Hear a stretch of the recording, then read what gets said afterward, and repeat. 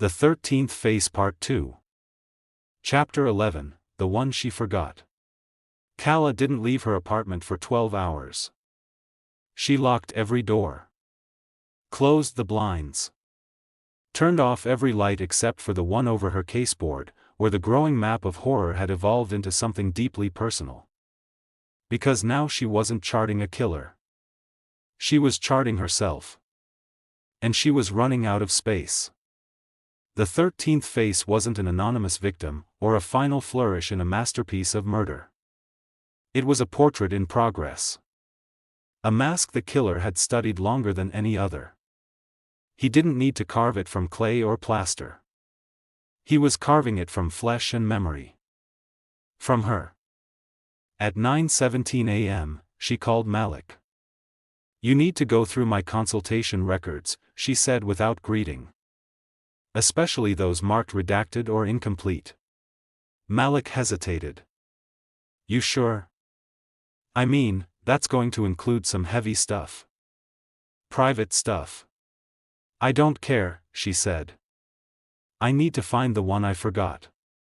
3 hours later, they sat together in the Bureau's restricted archive room. Files spread out like a forensic autopsy of Calla's past. They weren't looking for evidence. They were looking for erasure. Mia joined them, unusually quiet. She had brought pastries and coffee but placed them on the table untouched. Her eyes, usually quick with commentary, now darted between the pages like someone reading her own obituary. Malik scanned a log of 2017 consults from McKenna House. "Here," he said, tapping a row. "Patient L. Mercer. Consulted 3 times. 4th session marked cancelled, patient removed from program." Calla's eyes narrowed. "Removed? Why?" "Unknown.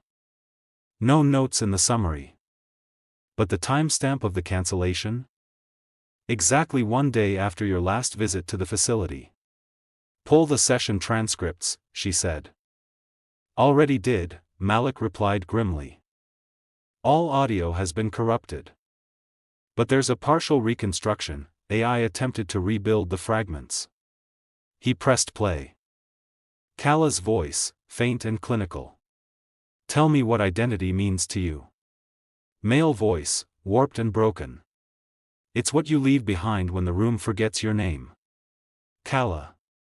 "Why do you wear other people's faces?" Male voice. "They don't fit me, but yours does. I like how you look when you don't recognize me." Calla. "Do you think you'll ever become someone real?" Male voice, laughing softly. "I already have. I became the one you wouldn't remember." Calla sat frozen. "I pushed him," she whispered. "I didn't just evaluate him, I challenged him. And when he slipped through the cracks, I didn't notice. I filed the report. I moved on." Mia spoke for the first time. "You didn't forget him on purpose." "No," Calla said slowly. "But he made sure I would." They checked the digital signature on the video message from the day before. It had been masked with military-grade encryption, but one breadcrumb slipped through. An IP ping from a university campus in New Hampshire. A small liberal arts school. Calla blinked. She'd given a guest lecture there 3 months ago. On identity disorders and constructed personae. She remembered the room. The layout. The stage. But not the faces. They flew that night. By 11:22 p.m., they stood in the university's library archives. The campus was empty. Night fog drifted across the lawn like breath on glass. A lone security guard let them into the locked seminar wing. Room 204. That's where she had spoken. Inside, rows of empty chairs, and a podium still smeared with chalk from another professor's notes. But the moment Calla stepped inside, something shifted. A smell, candle wax. Something metallic underneath. Dust, paper, varnish, plaster. Her fingers traced the edge of the podium. Then her palm brushed something taped to the underside. She pulled it off slowly. A small black envelope. Inside, a photo. She was standing at this very podium, 3 months ago, mid-sentence, mid-gesture. But the photo hadn't been taken from the audience. It had been taken from behind her. Someone had stood within arm's reach and snapped the image. On the back, a message. I saw your face. You didn't see mine. This was the moment you became me. They swept the building. In the auditorium's back closet, behind stacks of unused lighting equipment, they found another room, barely a broom closet. But at its center sat a chair. A mirror. And written on the mirror in red marker. She is not who you think. She doesn't even know who she is. But I do. Next to the chair, a mask mold. Still damp. Still soft. Calla stared at it. The shape of her cheekbone. The curve of her mouth. He had been here. Waiting. Watching. Sculpting. On the flight back, Calla sat by the window, staring at her reflection in the plane's glass. It looked like her. But only barely. She pressed her fingers to the surface. Who are you when no one's watching? She knew now what the killer had meant. She had been so focused on uncovering him. She never realized she was part of his origin story. She had forgotten him. But he had never forgotten her. And now, he had remembered enough for both of them. Chapter 12, The Mask Beneath Skin. The mind doesn't erase memory. It buries it. Calla had told that to hundreds of students. She had written it in articles, whispered it across tables to grieving parents and shattered survivors. Trauma didn't delete, it reformatted. Changed the shape. Hid it beneath dreams, symbols, and rituals. She had built her career on decoding those patterns. But she never thought she'd be the one who needed decoding. And now? Now she feared her entire life had been a reconstructed lie, sculpted not by a killer's hand, but by her own. She didn't return home after the university. Instead, she checked into a small private psych center on the edge of the city, off the record. No phones. No visitors. Just quiet. A safe room, a mirror, a single suitcase. She wasn't here as a profiler. She was here as a patient. She needed answers the bureau couldn't give her. And she knew, they were buried inside her. Day 1. The therapist, Dr. Avellini Juno, was young, sharp, and curious. But more importantly, she knew Calla's condition. She didn't challenge her inability to recognize faces. She accepted it as fact. As terrain to navigate, not a weakness to conquer. They began with memory therapy. Calla was shown dozens of photos. Of victims. Former colleagues. Students. One of the final images was a blurry snapshot from a McKenna House group therapy session. 5 patients. 4 named. The 5th? Unlabeled. Face turned. Slightly blurred. But something about the shoulders. The posture. The stillness. It made her skin crawl. Her body knew before her mind did. She pointed. That one. Dr. Juno circled it.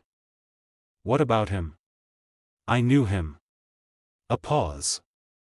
Who was he? Calla closed her eyes. I don't know. Day 2. Dreams. This time, vivid. She was walking down a hallway, long, sterile, white. Her heels echoed on the tile. Doors on each side. All labeled with names. Dozens of them. But none familiar. Until the final one. No name. Just a word carved into the wood, reflection. She opened the door. Inside, mirrors. Dozens. And each one showed a different version of herself, crying, angry, young, old, screaming, laughing, blank. But only one image didn't move. The one at the far end.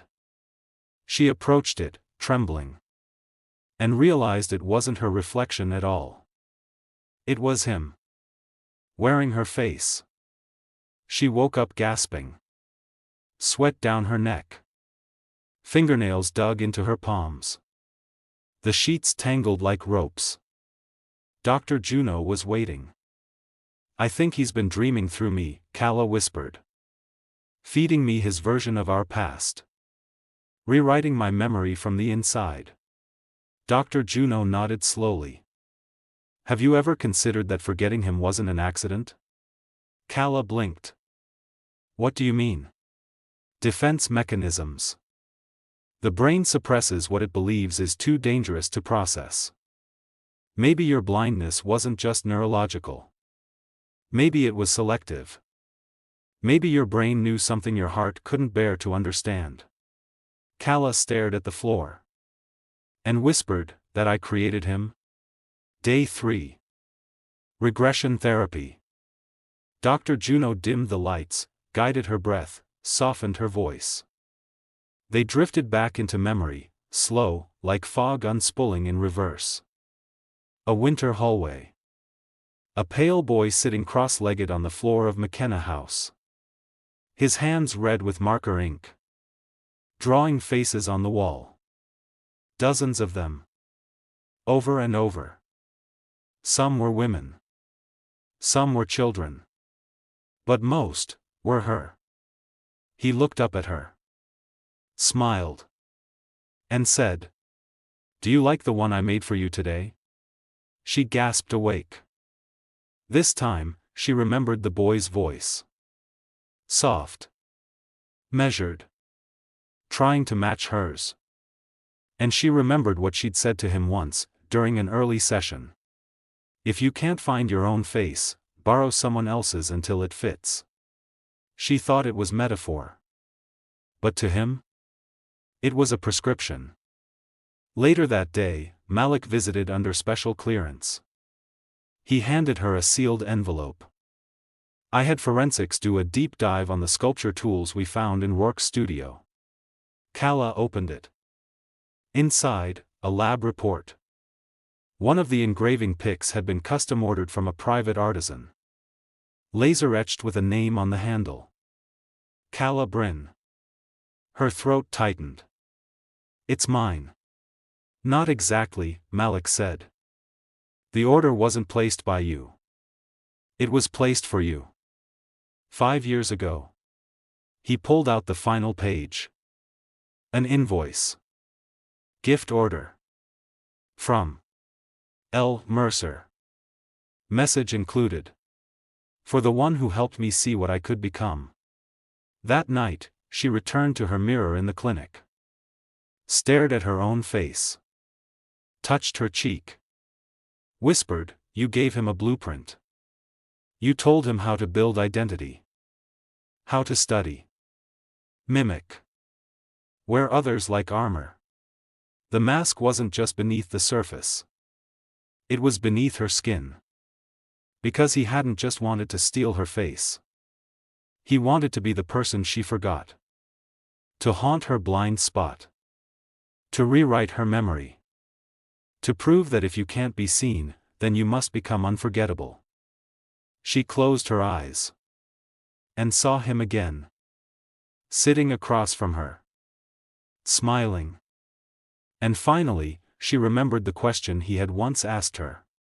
If you forget someone completely, do they stop existing?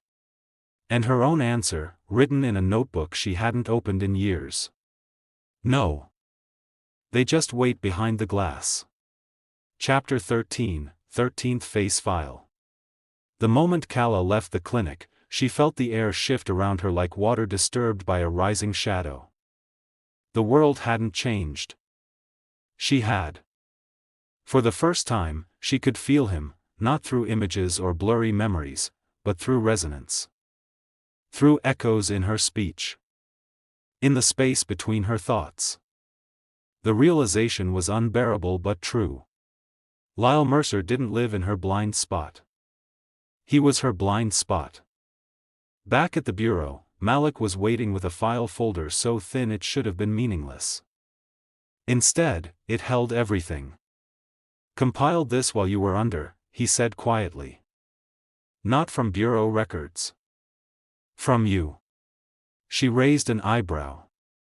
"Every photo, lecture video, guest log, email you've ever shared publicly.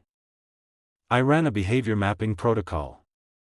I line tracking, hand dominance, walk rhythm, tick frequency, and stirring patterns." Kala sat down slowly. "Coffee spoons?" Malik smirked faintly. "Counterclockwise. Once. Always placed to the right. Angled." Her chest tightened. "And? I isolated one man. He laid out 7 stills from 7 different cities, years apart. All grainy. All low resolution. All with a different face. Beard in one. Glasses in another. Long hair, short hair. Even gender presentation varied. But the gestures never changed. In each frame, he was stirring a drink. Holding a notebook with his left thumb at the spine. Tilting his head just slightly when watching her. And in every photo, he was within 20 feet of Kala. "He's not a chameleon," Malik said. "He's a sculptor. And you've been the clay." They named the file, Subject 13, codename, Echo. Inside it, they began to collect not faces, but movements. Places he visited. People he shadowed. Phrases he echoed back. And then Kala noticed something that made her blood run cold. Each city he'd been seen in, Boston, Seattle, Atlanta, D.C., aligned with the dates and locations of her public appearances. Not high-profile lectures. Not press. Private events. Small rooms. Closed audiences. Academic circles. Her security clearance allowed her to keep the travel quiet. But someone else had been tracking it. Malik pointed to the timeline. "It gets stranger." He flipped the page. "The week after your McKenna House consults ended, you did a panel on constructed identity and criminal myth-making. Your notes from that talk were never published." Kala blinked. "Because I never submitted them." "I know," Malik said. "So how did this show up?" He handed her a printed PDF. It was her lecture, verbatim. But the author listed at the top? L. Mercer. A self-published academic article, quietly posted to an obscure psychology subreddit 3 years ago, under a handle tied to an encrypted university proxy. Title: The Myth of Memory, How Erasure Creates Godhood. Kala scanned the opening paragraph. "If you are never known, you are never misunderstood. Identity is not what others see, but what they fail to remember." She sat back in her chair, shaken. "I gave him the theory," she murmured. "He turned it into a belief system." Later that evening, they received an alert from a bureau facial tagging algorithm. An anonymous user had posted a short-form video on a private, invite-only network known to host dark web performance art. The title? Carving the 13th. The thumbnail, a sculptor's hand hovering over a blank mask. They opened the file. Video opens in near darkness. A table. Clay. Tools. A single candle. A figure stands behind the table, face shadowed, hands gloved. The mask on the table isn't finished. It has eyes. A mouth. The beginning of cheekbones. The nose isn't shaped yet. And then the figure speaks, not in his voice, but in Kala's. Her actual voice, spliced from lectures, interviews, therapy sessions. We do not become real when we are born. We become real when someone sees us, names us, remembers us. And when that fails, we carve our own truth. Then the figure raises a chisel. Whispers one word. Kala. And drives the blade into the clay's unfinished mouth. Cut to black. Kala stepped back from the screen. Her hands were shaking. But her voice, when it finally came, was calm. He's not killing anymore, she said. He's finishing. He thinks he's completed 12 faces.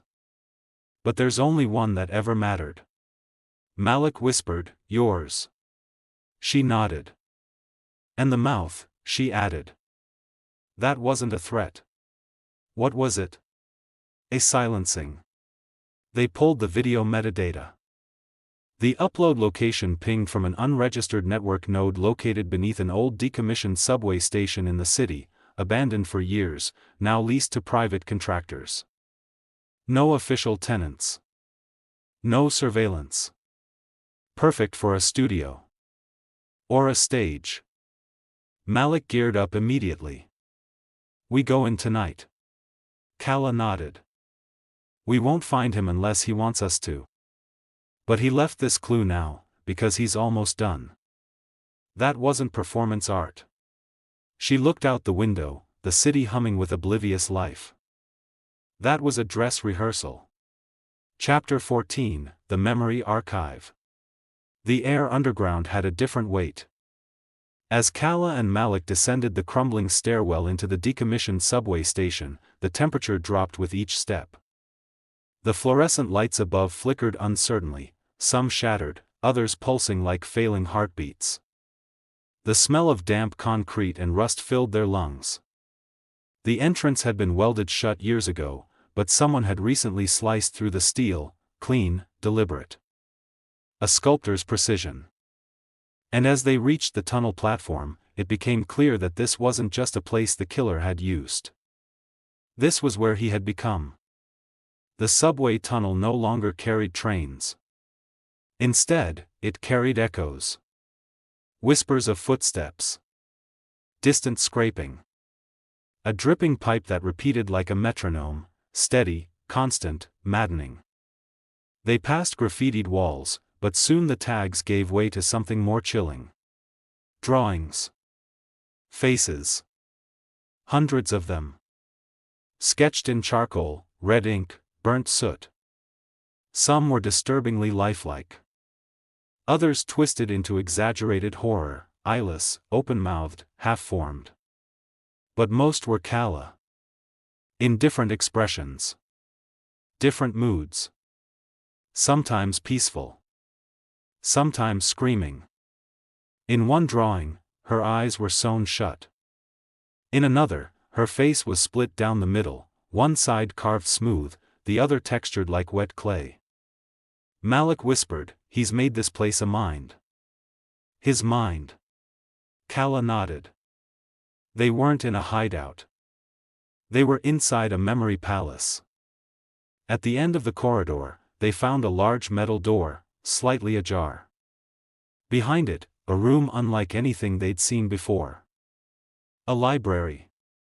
Walls of shelves, filled not with books, but with face molds. Dozens. Hundreds. All tagged. Labeled. Some cracked, others pristine. Most bore names, Jenna Lowe, Isaac Tremblay, Marissa Cade.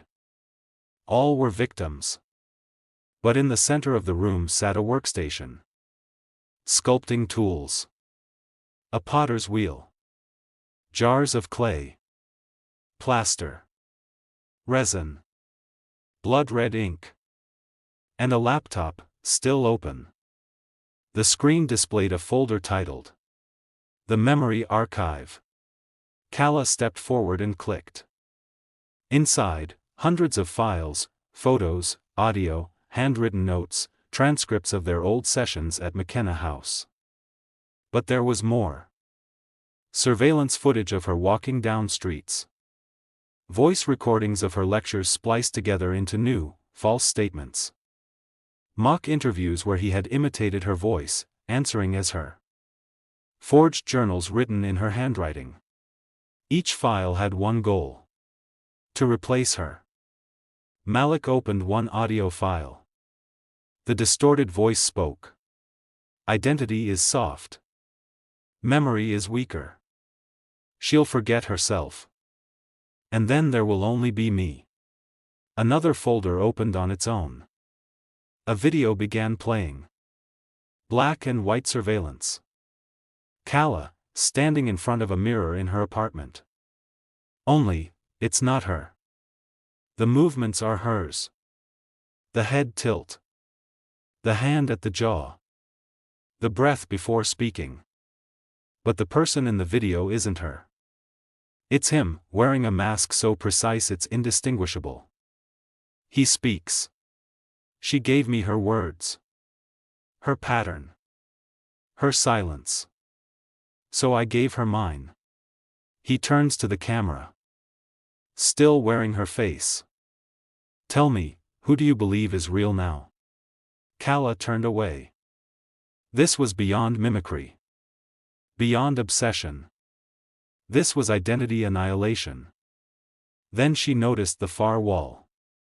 A glass display case. Inside, resting on red velvet. One final, unfinished mask. Still soft. The features half-formed. Eyes gently opening. Lips unshaped. It was hers. But wrong. Because it wasn't made from clay or plaster. It was made from skin. Treated. Preserved. Human. Malik swore under his breath. She barely heard him. She reached into the display case and pulled out the tag beneath it. It read. 13th. Final. Complete once seen. They called in the evidence team immediately. But Kala stayed behind for a few final minutes, reviewing the archive alone. She opened one last file, marked with a question. Prototype 0? It was a journal entry, written in familiar, looping script. Her own. But she had never written it. He watched me from the corner of that room, silent. When I turned to ask him his name, he said, "You already know it. You just gave it to me." I thought he was playing with me. I didn't realize I had just become his origin story. Her hands trembled as she scrolled to the final line. If he wears my face long enough, will the world forget mine ever existed? She shut the laptop. Stared into the dim reflection of the metal desk. And for a moment, she couldn't tell if the face looking back was hers. Or his. Chapter 15, The Wrong Face. They made the arrest 2 days too soon. The suspect's name was Dr. Nathan Vellum, a forensic psychologist who had previously worked on a string of cold cases tangentially connected to Kala's early profiling work. He matched the behavioral pattern. His alibi didn't hold. And most damning of all, his private storage unit contained 12 eerily accurate clay face molds of known victims, arranged in a spiral. Every instinct said they had him. Except Kala's. The interrogation room was sterile, claustrophobic. She watched through the two-way mirror as Vellum sat with perfect composure, hands folded neatly on the table. He didn't twitch. Didn't sweat. Didn't deny. When asked about the molds, he simply said, "I collect trauma." Kala whispered from behind the glass, "He's trying to be the echo killer." Malik blinked. "What do you mean?" "He's a mirror," she said. "Just like the rest. But this one cracked a long time ago." They let her into the room. One-on-one. The door closed behind her with a sharp metallic thud. She sat across from Vellum, the table between them like a knife's edge. He smiled. It wasn't his smile. It was Lyle's. A borrowed expression. That's when she knew. He wasn't the killer. He was a devotee. I've seen your work, Vellum said calmly. Read your profiles. I always admired your detachment. That ability to cut cleanly. I'm not here for admiration. No, he agreed, you're here to find the man who already became you. She narrowed her eyes. Where is he? Vellum leaned forward slightly, and his voice dropped. I was never supposed to become the 13th face. But I wanted to. I offered. She said nothing. He continued, he said I wasn't worthy. Said I hadn't earned the mask. Kala's voice was ice. What did you give him in exchange? Vellum smiled again. The storage unit. The molds. The gallery. It was never mine. I was holding it. Preserving it. Until he said it was time to burn it all. After the interview, Malik looked grim. Well, that's one more ghost in the hall, he muttered. But not our killer. No, Kala said. He was a rehearsal. An echo of the echo. They left the bureau in silence. That night, Kala returned home, exhausted and brittle. The apartment felt haunted. Not by ghosts, but by uncertainty. She stood in front of her mirror and studied her reflection. Her fingers slowly traced her own jawline. Her cheekbones. Her mouth. She whispered aloud, I know my own face. And the lights flickered. A soft, metallic click echoed from the hall. She turned. The door was ajar. Gun drawn, she stepped quietly through the apartment, checking every room. Nothing. Until she reached her study. The window was open, just slightly. And on her desk, a photo. Black and white. Taken tonight. She was in it, standing in front of the mirror. Someone had taken the picture from inside her apartment. Behind her. There was no message this time. No monologue. Just a drawing on the back of the photo. A face. Her face, perfectly sketched in red ink. But the mouth had been scratched out with such violence the paper had torn. Malik arrived 10 minutes later with a full sweep team. No fingerprints. No forced entry. The surveillance footage outside showed no one. Except for one frame. Exactly 8:03 p.m. A man walking past the building. Gray coat. Hands in his pockets. Head turned just enough to obscure the camera. No face. Just a blur. Kala stared at it. He was here. Malik sighed. You're sure? Yes, she whispered. And he left me this photo for a reason. She opened her laptop and scanned the image. Nothing obvious. No marks. No metadata. Until she ran it through a photoforensics tool. Hidden in the top right pixel cluster, barely visible, was a watermark. A number. 15. He's correcting us, Kala said slowly. Malik blinked. What? There weren't just 12 victims. There were more. Some he never claimed. Some we never found. Her voice tightened. This isn't about carving the 13th face. She turned to him, eyes wide. It's about becoming the 13th self. She stared back at the photo on her desk. The mirror behind her. And remembered what he once said. I like how you look when you don't recognize me. And now? He was showing her. Exactly what it looked like. To become someone else. Chapter 16, The Uncarved Face. The next morning, Kala woke from a dream where she had no face. She stood in a crowded room filled with people, all familiar, all strangers, and every time someone turned toward her, they flinched. Their mouths moved, but no sound came out. She reached up to her own face and found only skin. No eyes. No mouth. No expression. Just smooth, cold blankness. She woke with a gasp, hand pressed to her lips, half expecting not to feel them. They were still there. But for how long? Back at the bureau, Malik met her with urgency in his eyes. He held up a slip of paper. No prints. No video. But a delivery was made this morning. Directly to your office. No one saw who brought it in. Kala opened the package slowly. Inside, a box lined with deep blue velvet. And resting within it, a sculpting tool. Clean. New. Heavy. The same make and model as the ones found in Elias Rourke's studio.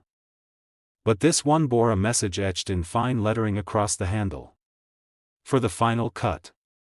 And beneath it, carved so small it was almost missed. From her. She sat down hard. He wanted her to finish it. Not just be the 13th face, shape it.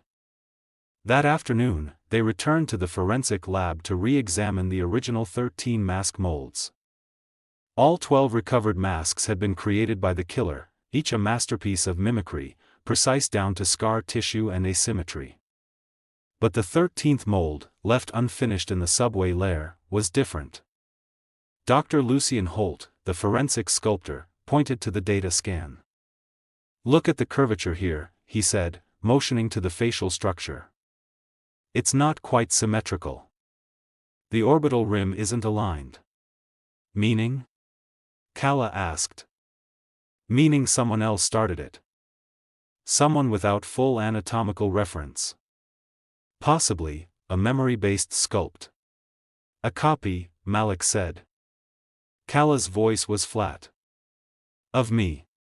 Dr. Holt nodded. But the last layer wasn't applied. It's like he was waiting for new data. Kala closed her eyes. He was waiting for my reaction. Every time I flinch, fear, remember, he updates it. Sculpting my emotion into his final version. Later that night, she received another email. No subject line. No text. Just an attachment. A 3D rendering. A face.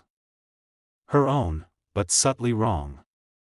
The brows were too calm. The eyes too wide. The mouth set in a smile she'd never worn. It was the expression of a woman who was completely empty. And the file name? FinalMask_V7. 7 versions. She hadn't known he was iterating. She hadn't known she was feeding him each one. She pressed play on the voice memo embedded in the file. It wasn't his voice this time. It was hers. Clipped together from lectures, therapy sessions, and interviews. When a person wears a face long enough, they no longer remember the original. That is not insanity. That is rebirth. Click. Static. Then silence. Until one final whisper. Kala, finish the cut. Make me beautiful. She met Malik the next morning at a quiet bench behind the bureau, one of the few places still untouched by surveillance or echoes. I think I know what he wants, she said. To be seen? No, Kala said. To be crafted. He doesn't want to steal my identity. He wants me to give it to him. Willingly. Finalized. Blessed. Malik stared. So what? He's trying to become your legacy? Kala's voice dropped. No. He wants to become the only version of me that survives. Together, they reviewed her old session notes again. McKenna House. Session 3. Kala had written a phrase in the margin back then. A line she thought clever at the time. Harmless.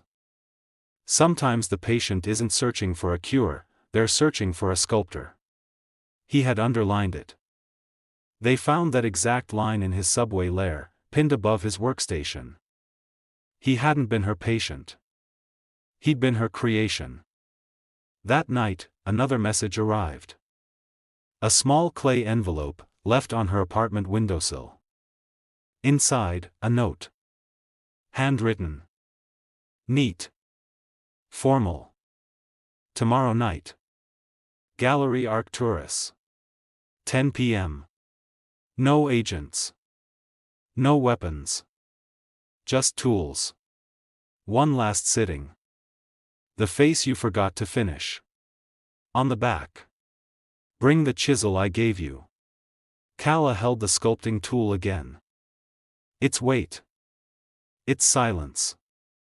She looked in the mirror and whispered. Not if I carve yours first. Chapter 17, The Mirror Trap. 10:03 p.m. Gallery Arcturus. No lights. No guards. No exhibitions. Just silence, and mirrors. Gallery Arcturus had been abandoned for months, its last exhibit an avant-garde installation about identity collapse. A fitting stage, Calla thought, for the final act of a man who had erased himself into a performance. She stepped inside, the sculpting chisel in her coat pocket. No badge. No weapon. Just the tool he gave her. Malik had protested the plan. But Calla had made him promise, no intervention. Not unless her signal came, one long buzz, too short. He hated it.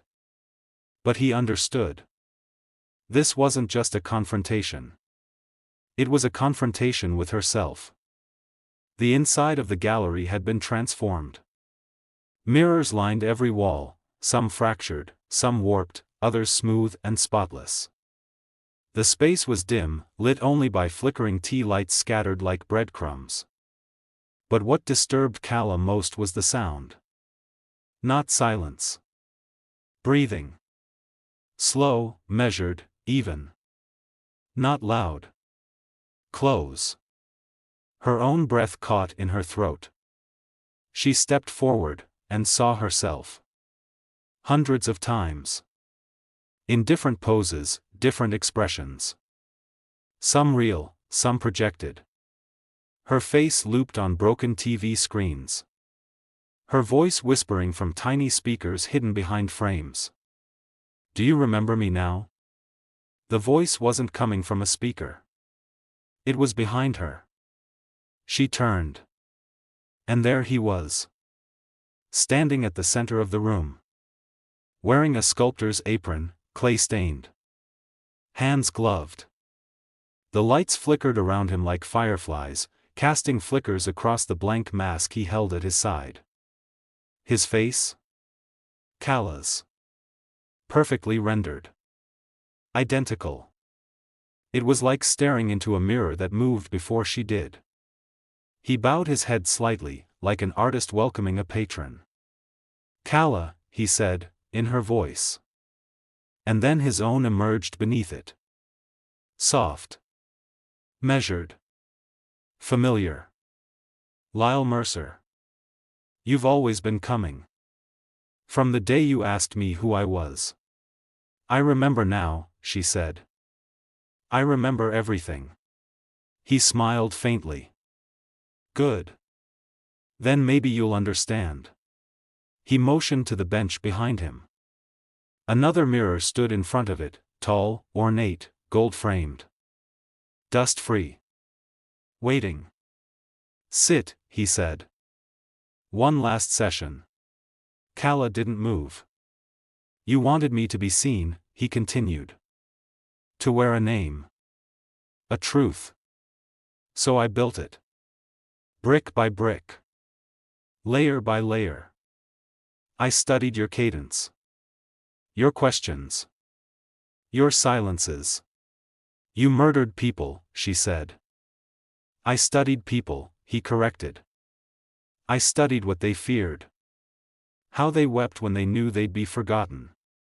And I gave them immortality. Through your face. He held up the unfinished mask. The last piece, he whispered. It's yours. Not just in image. In permission. He extended the sculpting tool, her chisel. Carve me, Kala. Complete me. She stepped forward slowly, heart pounding. Her hand hovered over the chisel. Why me? She asked. He tilted his head.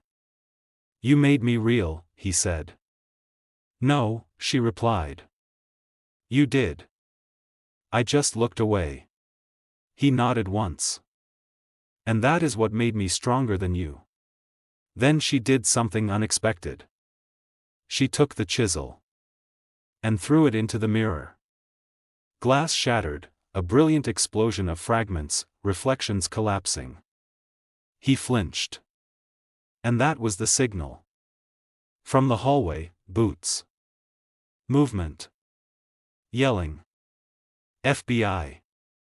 Drop the weapon. He spun, mask falling from his hand. But Kala was already moving. She tackled him to the ground, driving him away from the mirrors. The two crashed into a scaffold, sending plaster molds raining like broken memories. His face changed then. No longer her mask. Just a man. A boy, really. Older now. But beneath the rage and obsession, wounded history. You tricked me, he gasped. You were supposed to finish it, make me beautiful. I did, she said, breathless. By ending the performance. Agents swarmed in. Malik pulled her away, voice tight. You okay? Kala nodded.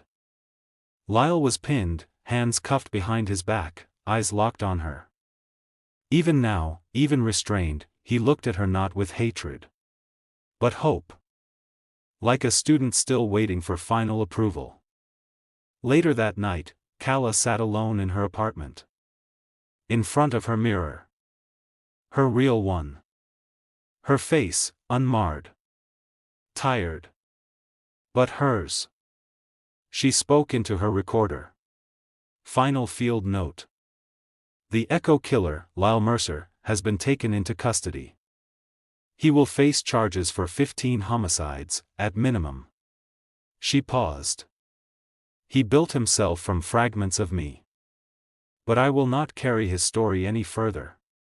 My face is mine again. She reached up. Touched her reflection. And for the first time in years. It didn't flinch. Chapter 18, The House of Reflections. For 3 days, Lyle Mercer refused to speak. He sat in the holding cell at the Bureau's psychiatric observation wing, unmoving, unrattled, and strangely serene. Not a single outburst. No requests. No questions. Just silence. Until he asked to see her. Not a lawyer. Not a priest. Kala. Malik protested. He's manipulating you again. You know that. Kala nodded. Yes.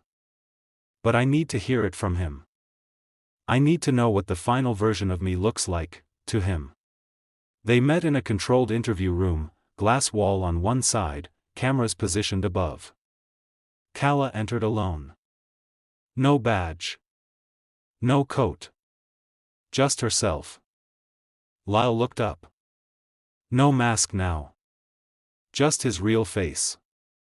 He was younger than he seemed behind the mirror theatrics. Pale. Gaunt. But his eyes, those strange, steady eyes, still carried that glimmer of mimicry. The look of someone who had learned humanity, not felt it. Hello, doctor, he said softly. Kala took the seat across from him. No more performances. No more masks, he agreed.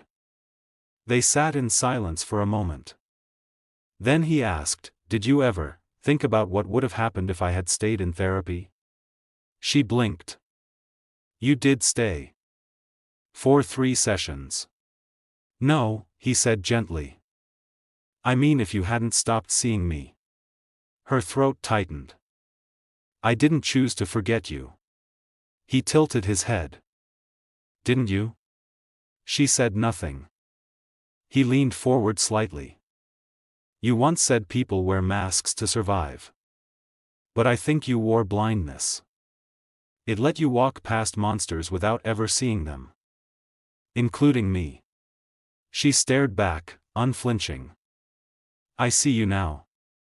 He smiled faintly. Do you? He opened his hand, revealing something small, a polished glass shard. A sliver of one of the broken gallery mirrors, smuggled somehow past the strip search. Security stormed in, but Calla raised a hand.